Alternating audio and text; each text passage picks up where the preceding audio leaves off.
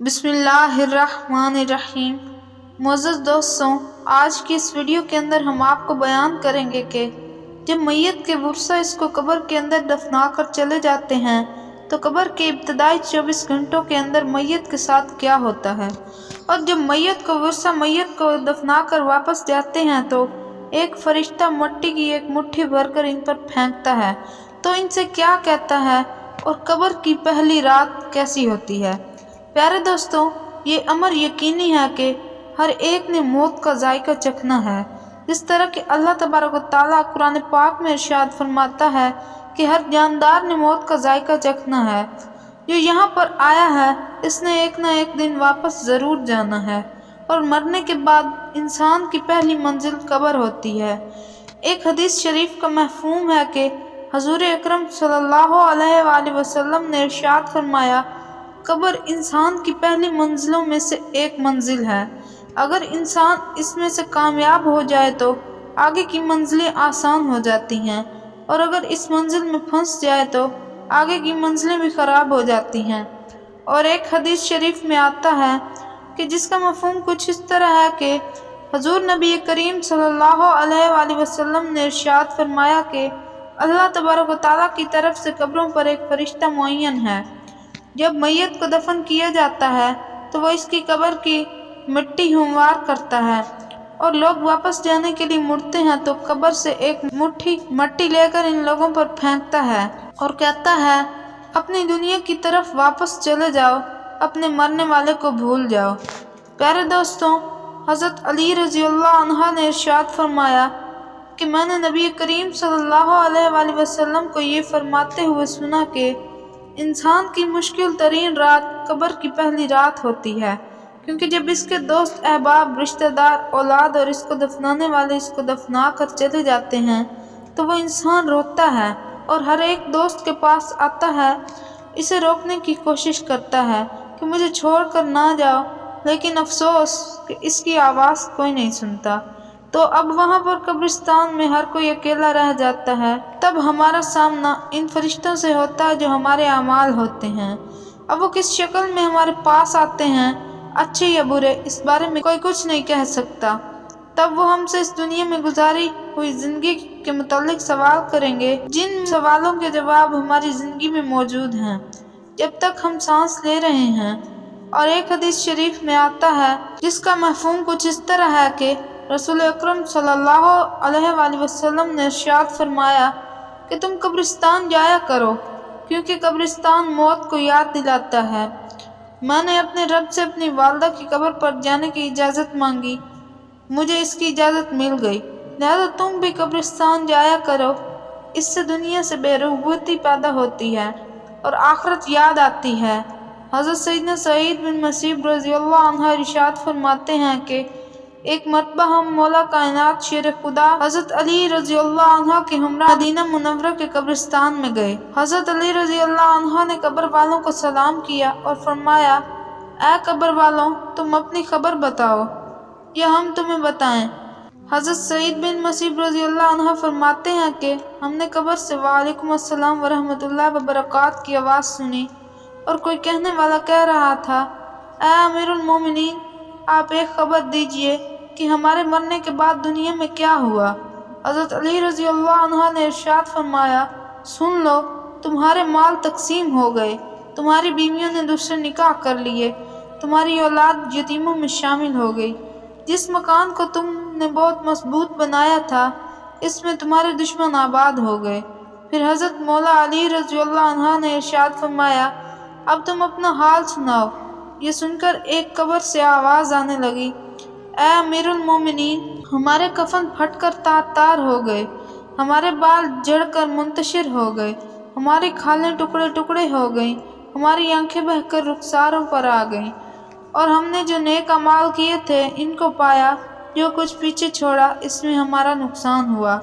معزز دوستوں، روایت میں آتا ہے کہ جب مردے کو قبر میں رکھا جاتا ہے تو اس کی نماز اس کے دائیں طرف آ کر کھڑی ہو جاتی ہے، روزہ بائیں طرف آ کر کھڑا ہو جاتا ہے، قرآن مجید کی تلاوت اور اللہ تبارک و تعالیٰ کا ذکر سر کی طرف آ کر کھڑا ہو جاتا ہے، اور جماعت کے ساتھ نماز پڑھنے کے لیے جو قدم چلے تھے वो पाँव की तरफ खड़े हो जाते हैं। जब अजाब इस कब्र में अपनी गर्दन निकालता है और मुर्दे तक पहुंचना चाहता है, अगर वो दाएं तरफ से आता है तो इसको नमाज कहती है, परे हट, खुदा की कसम ये शख्स दुनिया में बहुत मुशक्कत और मुसीबत उठाता रहा, अब इसे ज़रा आराम करने दो। फिर अजाब बाएं तरफ से आना चाहता है तो रोज़ा इसी तरह इसको हटा देता है। फिर वो सर की तरफ से आना चाहता है तो तिलावत कुरान मजीद ज़िक्र इलाही इसको रोक देते हैं और इसे कहते हैं, इधर तेरा रास्ता नहीं। गर्ज ये कि वो जिस तरफ से भी आना चाहता है इसको रास्ता नहीं मिलता, लिहाजा वो अजाब आजिज़ और कमज़ोर होकर वापस चला जाता है। और इसके बाद सबर जो एक कोने में खड़ा होता है वो इन इबादतों से कहता है, मैं तो इस इंतज़ाम में था कि अगर किसी तरफ की इबादत में कुछ कमज़ोरी हो तो इसकी तरफ से हमदर्दी करूँगा, मगर अल्हम्दुलिल्लाह तुमने ही मिलकर इसको दफ़ा कर दिया, लिहाजा अब मैं अमाल तोलने के तराजू में इसके काम आऊँगा। प्यारे दोस्तों, जब मैयत को कब्र में दफना कर उसके विरसे चले जाते हैं तो कब्र में दो फरिश्ते हैं जिनको मुनकिर और नकीर कहा जाता है, मैयत के पास आते हैं, जिनकी आंखें बिजली की तरह चमकती हैं और आवाज़ बादल की गरज की तरह होती है। इनके दांत गाय के सींगों की तरह बाहर को निकले होते हैं। इनके मुंह से आग की लिपटें निकलती हैं। बाल इतने बड़े होते हैं कि पाँव तक लटकते हैं। ये एक कंधे से लेकर दूसरे कंधे तक इतना फासला होता है कि कई दिन तक चलकर मुसाफत को ख़त्म किया जा सकता है। मेहरबानी और नरमी इनके पास नहीं होती, लेकिन सख्ती का मामला ये मोमनों के साथ नहीं करते, बल्कि फिर भी ऐसी डरावनी शक्ल सूरत की हैबत ही क्या कम है। प्यारे दोस्तों, इन दोनों के हाथ एक बहुत बड़ा लोहे का हथौड़ा होता है, जिसको अगर तमाम दुनिया के जिन्नों इंस मिलकर उठाना चाहें तो उठाना तो दरकिनार इसको हिला भी नहीं सकते। वो आकर मुर्दे से कहते हैं, बैठ जा। मुर्दा एकदम उठकर बैठ जाता है और कफन इसके सर से नीचे सिरक जाता है। वो सवाल करते हैं, तेरा रब कौन है, तेरा दीन क्या है, तेरा नबी कौन है। अगर मुर्दा नेक और मुसलमान होता है तो कहता है, मेरा रब अल्लाह तबारक व तआला है जो वहदहु ला शरीक है, मेरा दीन इस्लाम है, मेरे नबी हज़रत मोहम्मद सल्लल्लाहु अलैहि वसल्लम हैं। ये सुनकर वो दोनों कहते हैं, तूने सच कहा। तो इसकी कब्र की दीवारों को सब तरफ से हटा दिया जाता है, जिससे वह चारों तरफ से बहुत वसी हो जाती हैं। इसके बाद फरिश्ते कहते हैं, सर उठाओ। मुर्दा जब ऊपर को सर उठाता है तो इसको एक दरवाज़ा नज़र आता है जिसमें जन्नत नज़र आती है, और वो कहते हैं, ऐ अल्लाह तबारक व तआला के दोस्त, वो जगह तुम्हारी रहने की है, इस वजह से कि तुमने अल्लाह तबारक व तआला के अताअत और फर्माबरदारी की। हदीस पाक में आता है, जिसका मफ़हूम कुछ इस तरह है कि रसूल अकरम सल्लल्लाहु अलैहि वसल्लम ने इरशाद फरमाया कि कसम है इस ज़ात पाक की जिसके कब्ज़े कुदरत में मेरी जान है। मुर्दे को इस वक्त ऐसी खुशी होती है जो कभी ख़त्म नहीं होगी। इसके बाद वो फरिश्ते कहते हैं, अपने पाँव की तरफ देख। जब वो देखता तो वो दोज़ख का दरवाज़ा नज़र आता है, जिससे दोज़ख का हाल नज़र आता है। वो फरिश्ते कहते हैं कि अल्लाह तबारक व तआला के दोस्त, तूने इस दरवाज़े से निजात पा ली। इस वक्त भी बंदे को इस कदर खुशी होती है जो कभी ख़त्म नहीं होगी। इसके बाद इसकी कब्र में 70 दरवाजे जन्नत के खोल दिए जाते हैं, जिनसे वहाँ की ठंडी हवा और खुशबुएं आती हैं। क़यामत तक वहीं बहारों में रहेगा। प्यारे दोस्तों, कैसी खुश नसीबी हो कि वो रूह जिसके साथ अल्लाह तबारक व तआला अपनी मेहरबानी और रहम व करम का सलूक फरमाएगा। नाज़रीन गिरामी, दूसरी तरफ जब नाफरमान, फासिक व फाजिर, बदकिरदार और काफिर शख्स को कब्र में रखा जाता है तो कब्र इस पर तंग हो जाती है। इसकी पसलियाँ दूसरी तरफ की पसलियों में घिस जाती हैं। इस पर काले सांप मुसल्लत कर दिए जाते हैं, जो इसकी नाक और पाँव से काटना शुरू करते हैं, यहाँ तक के दरमियान में दोनों तरफ के सांप आकर मिल जाते हैं। इसके पास दो फरिश्ते जिनका नाम मुनकिर और नकीर होता है, कब्र में आकर पूछते हैं, तेरा रब कौन है, तेरा दीन क्या है, तेरा नबी कौन है। वो इनके हर सवाल में जवाब देता है, मैं कुछ नहीं जानता। फिर वो फरिश्ते इसको इस कदर ज़ोर से मारते हैं कि इनके गर्ज की चिंगारियाँ कब्र में फैल जाती हैं। इसके बाद वो फरिश्ते इसको कहते हैं कि ऊपर देख। ऊपर की तरफ जन्नत का दरवाज़ा देखता है। जन्नत की बागो बहार वहाँ इसको नज़र आती है।